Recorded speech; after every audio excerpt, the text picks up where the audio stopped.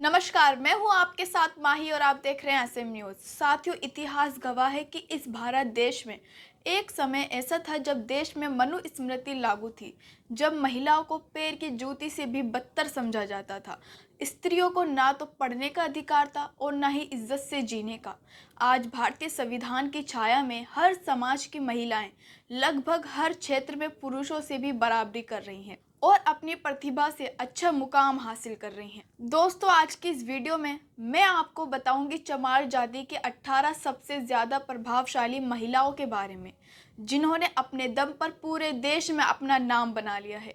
तो चलिए शुरू करते हैं वीडियो को।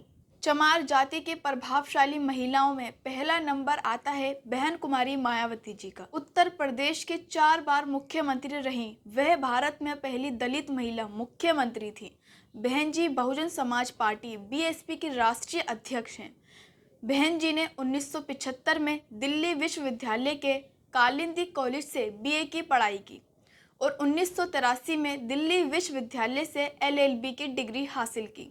वह दिल्ली के इंद्रपुरी जे कॉलोनी में एक शिक्षक के रूप में काम कर रही थी और भारतीय प्रशासनिक सेवा परीक्षाओं की तैयारी कर रही थी जब काशीराम उनके परिवार के घर आए और मायावती जी को कहा, मैं आपको एक दिन इतना बड़ा नेता बना सकता हूं कि एक आईएएस नहीं बल्कि बहुत सारे आईएएस अधिकारियों की एक पूरी कतार आपके आदेश का पालन करने के लिए लाइन में खड़ी होगी। दूसरे नंबर पर आती हैं दिव्या भारती। दिव्या भारती 1990 के दशक की शुरुआत में एक मशहूर भारतीय अभिनेत्री थी, जिन्होंने हिंदी और तेलुगु सिनेमा में काम किया।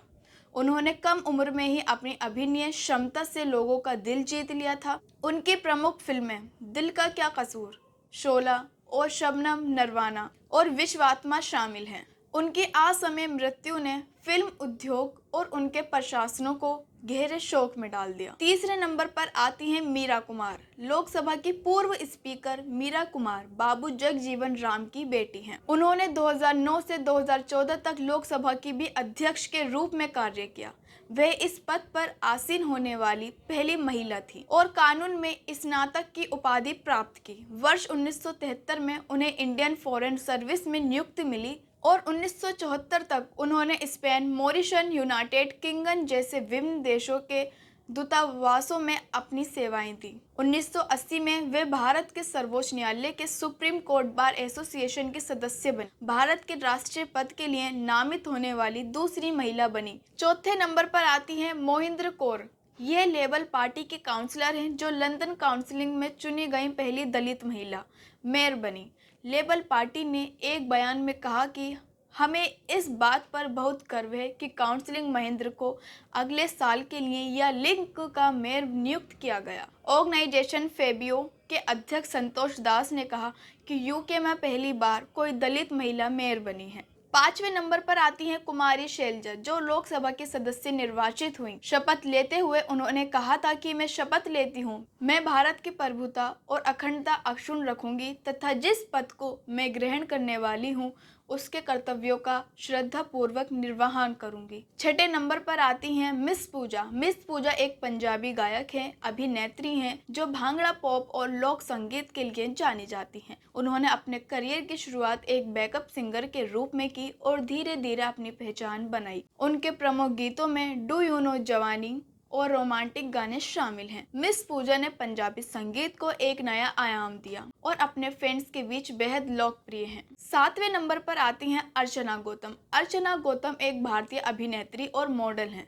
2014 में पूर्व मिस यूपी और 2018 में मिस बिकनी इंडिया बनी। उन्होंने बॉलीवुड में भी अपनी पहचान बनाई। आठवें नंबर पर आती हैं निहारिका सिंह। निहारिका सिंह एक भारतीय अभिनेत्री और मॉडल हैं। उन्होंने 2005 में मिस अर्थ इंडिया का खिताब जीता। नौवें नंबर पर आती हैं सुप्रिया जाटव। सुप्रिया जाटव एक कराटे खिलाड़ी हैं जिन्होंने लगातार 3 राष्ट्रीय मॉडल कराटे चैंपियनशिप में कुंटे इवेंट में पद जीते। उन्होंने राष्ट्रीय और अंतर्राष्ट्रीय स्तर पर भारत का प्रतिनिधित्व किया। सुप्रिया जाटव ने न केवल खेल के क्षेत्र में बल्कि समाज के लिए भी प्रेरणा स्रोत के रूप में काम किया है। 10वें नंबर पर आती हैं गिन्नी माही। गिन्नी माही एक पंजाबी लोक और रैप कलाकार हैं जो मुख्य रूप से अम्बेडकरवादी और रविदास या गीतों के लिए जानी जाती हैं।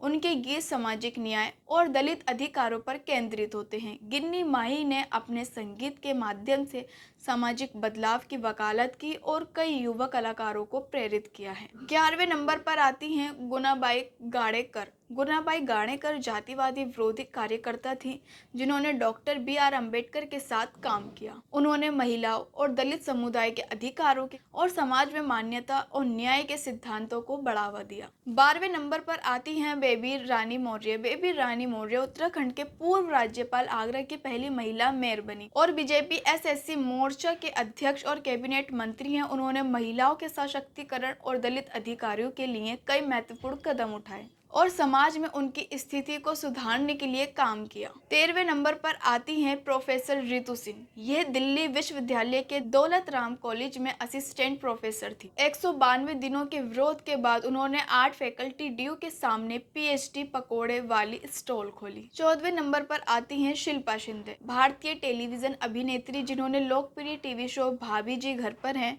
में अंगूरी भाभी का किरदार निभाकर प्रसिद्ध पाई। शिल्पा ने कई रियलिटी शो में भी भाग लिया है और वह बिग बॉस के 11वें सीजन की विजेता भी रही हैं। 15वें नंबर पर आती हैं परिणीति सुशील कुमार शिंदे। ये महाराष्ट्र के पूर्व मुख्यमंत्री सुशील कुमार शिंदे की बेटी हैं। वह भारतीय राष्ट्रीय कांग्रेस की सदस्य हैं और सोलापुर लोकसभा क्षेत्र से निर्वाचित सांसद हैं।